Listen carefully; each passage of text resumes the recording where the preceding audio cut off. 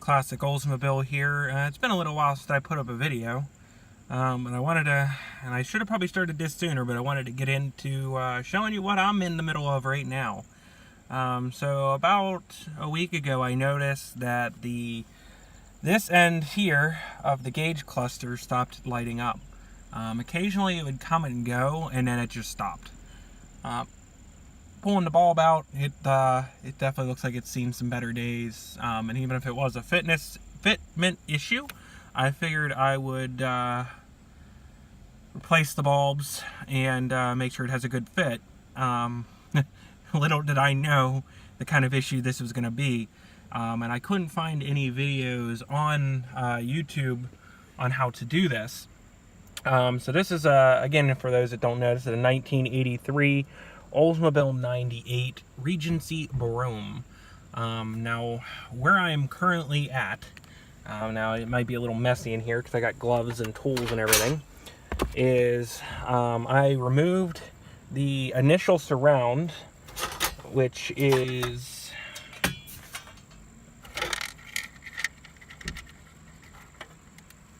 right here, and the lower section of the column, which clips out.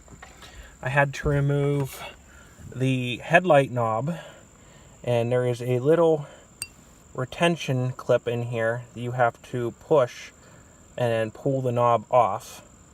I did not know that. That was fun. So I got that off. And then there is a plastic shield, which I'm going to clean since mine is off. That is the next thing that needs to come off. There's 4 bolts, one in each corner. There's one here, there's nothing in the middle, and there's one on the right, one down there, and that hole in the center is where your reset for your tripometer goes. And then you remove this, which was stressful. It's a 2-piece. There's 2 Phillip head screws at the top, and this, I'm assuming, is some kind of a light bezel, as I'm not showing you what I'm looking at. Now, that's not a big deal. That was stressful, but it's whatever. What the big deal is being able to get to the bulbs.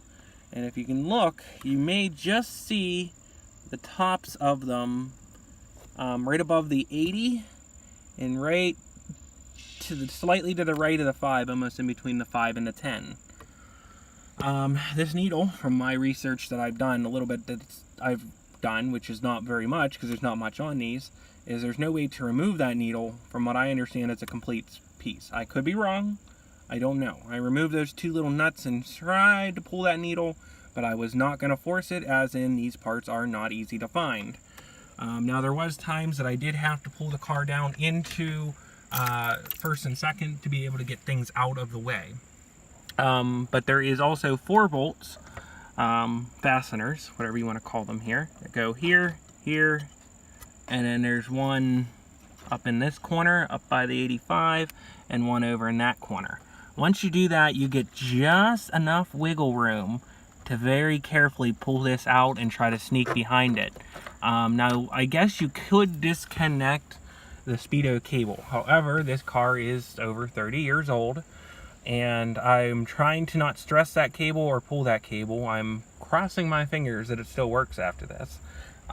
But as when you pull in the lights, you now see I have 2 bright lights. I should have gotten the fuel one too, but hindsight.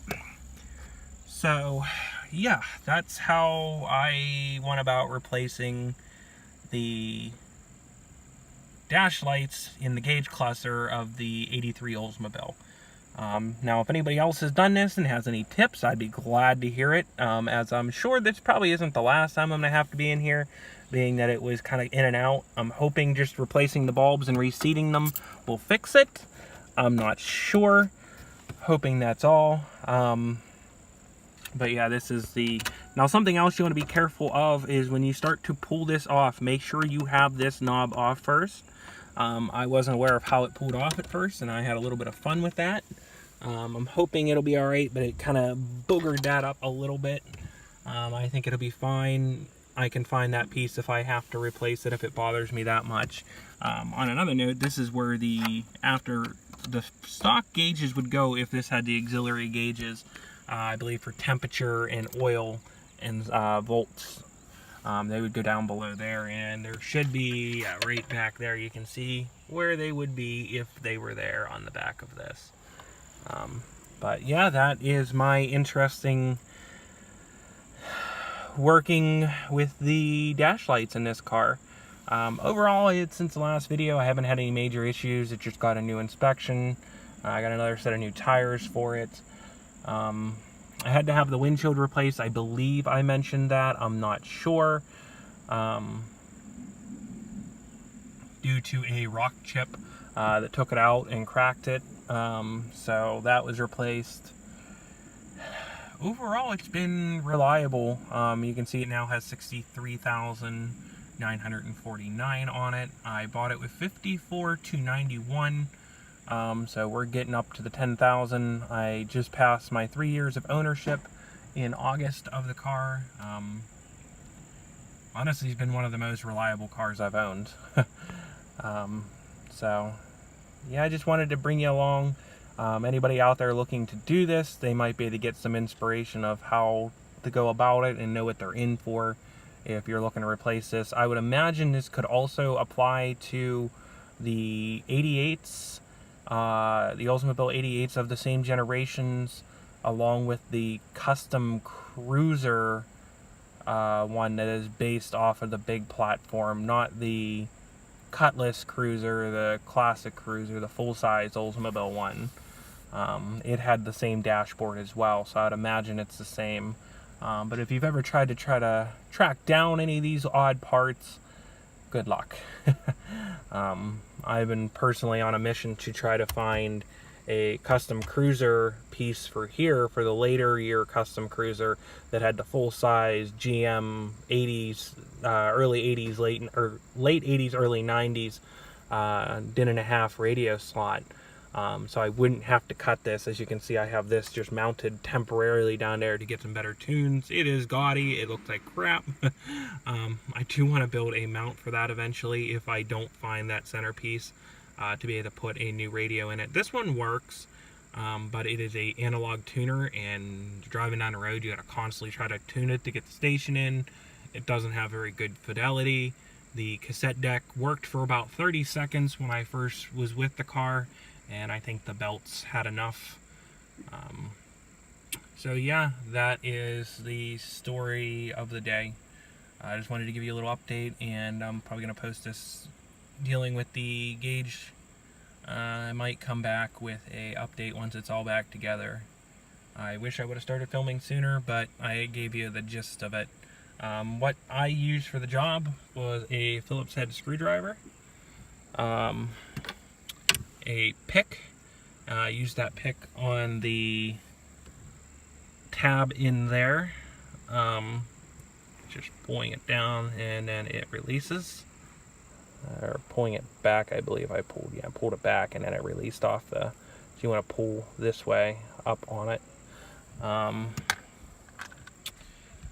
And I don't want to tell you what I use those for. And I believe it was it's probably all metric, or probably all standard, but I only have available metric at the moment. So the 4.5 I used to remove those, which I wouldn't mess with because you could break the needle. And then the other was a 5.5 millimeter that I used on all the other nuts around it. So yeah, I'm going to go ahead and get this back together, and then maybe we'll pick up after. If not, thanks for tuning in. Hope this helps somebody. If anybody has any comments, please feel free to leave them. Hopefully you have maybe a better idea, or you've come to this as I have. But thank you for watching.